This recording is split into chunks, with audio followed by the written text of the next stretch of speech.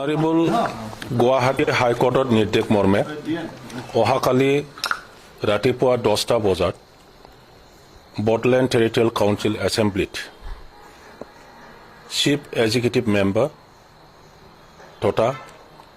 কোন পাৰ্টিয়ে মেজৰিটি লৈ পেলাই আগন্তুক বিটিচি চৰকাৰৰ গঠন কৰিব ইয়াৰ কাৰণে ফ্ল'ৰ টেষ্ট হ'ব তো কোনটো নিয়মৰ দ্বাৰা এই ফ্ল'ৰ টেষ্টটো কৰা হ'ব হেতু বিটিচি এছেম্বলিৰ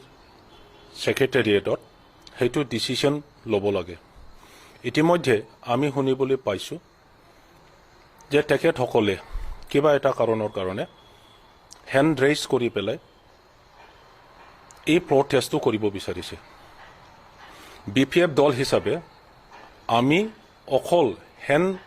হাত দাঙি পেলাই ফ্ল'ৰ টেষ্ট কৰাটো আমি মানিব নোৱাৰো আৰু ইয়াৰ কাৰণে ইতিমধ্যে আমি বিপিএফ দল পালৰ পৰা বিটিচিৰ প্ৰিন্সিপাল সেক্ৰেটাৰী আৰু এছেম্বলিৰ সেক্ৰেটাৰীক আমি এটা মেমৰেণ্ডাম দিছো পেটিশন দিয়া হৈছে যে অনাৰেবল হাইকোৰ্টে কৈছে যে গণতান্ত্ৰিক প্ৰচেছত এই ইলেকশ্যনটো হ'ব লাগে ফ্ল'ৰ টেষ্টটো হ'ব লাগে চিফ এক্সিকিউটিভ মেম্বাৰৰ যিটো ইলেকশ্যন হেতু থ্ৰু ডেমক্ৰেটিক প্ৰচেছ হ'ব লাগে বুলি তেখেতসকলে নিৰ্দেশ দিছে ডেমক্ৰেটিক প্ৰচেছ মানে হেণ্ড ৰেইজিং নহয় ডেমক্ৰেটিক প্ৰচেছ মানে ছেক্ৰেট বেলটৰ দ্বাৰা হ'ব লাগে গতিকে আমি দাবী কৰিছোঁ অহাকালি যিটো ফ্ল'ৰ টেষ্ট হ'ব এইটো ছেক্ৰেট বেলটৰ দ্বাৰা হ'ব লাগে আৰু তাতে যেনেকৈ জেনেৰেল ইলেকশ্যনত যি প্ৰচেছ হয় এছেম্বলি বা পাৰ্লিয়ামেণ্টত যেনেকৈ ন' কনফিডেন্স মশ্যন বা ইত্যাদিৰ কাৰণে যি ইলেকশ্যন কৰিব লগা হয় তেনে প্ৰচেছতে হ'ব লাগে ইয়াত ইলেকশ্যন প্ৰত্যেক পাৰ্টিৰ পৰা ইলেকশ্যন এজনো থাকিব আৰু গোটেইটো গণতান্ত্ৰিক প্ৰচেছতে হ'ব আৰু হ'ব লাগে এইখিনি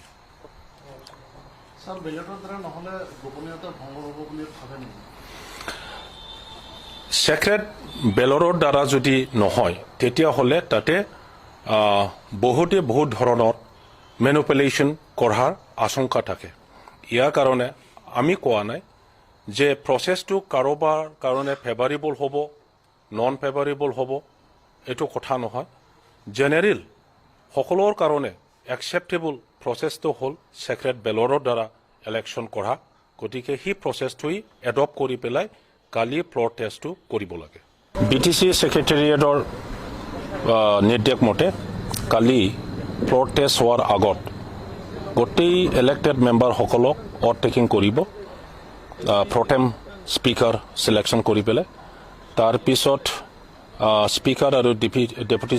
স্পীকাৰ চিলেকশ্যন হ'ব তাৰপিছতে চিফ এক্সিকিউটিভ মেম্বাৰত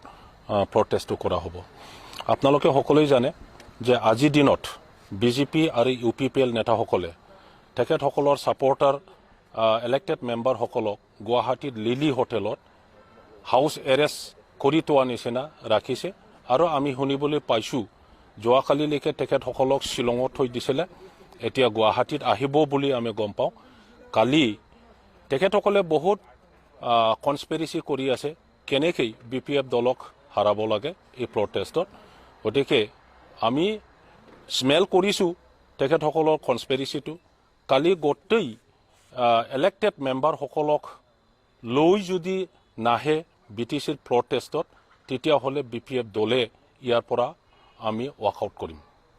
এইটোৰ কাৰণে আপোনালোকৰ দ্বাৰা গোটেই অসমবাসী তথা বিটিচিবাসীক এইখিনি মেছেজটো মই দিব বিচাৰিছোঁ যে অহাকালি ফ্ল'ৰ টেষ্টত যিমান UPPLৰ ইলেক্টেড মেম্বাৰ যিমান বিজেপিৰ ইলেক্টেড মেম্বাৰ আৰু অন্য দলবোৰৰ যিমানবোৰ ইলেক্টেড মেম্বাৰ আছে সকলোৱেই প্ৰেজেণ্ট থাকিব লাগে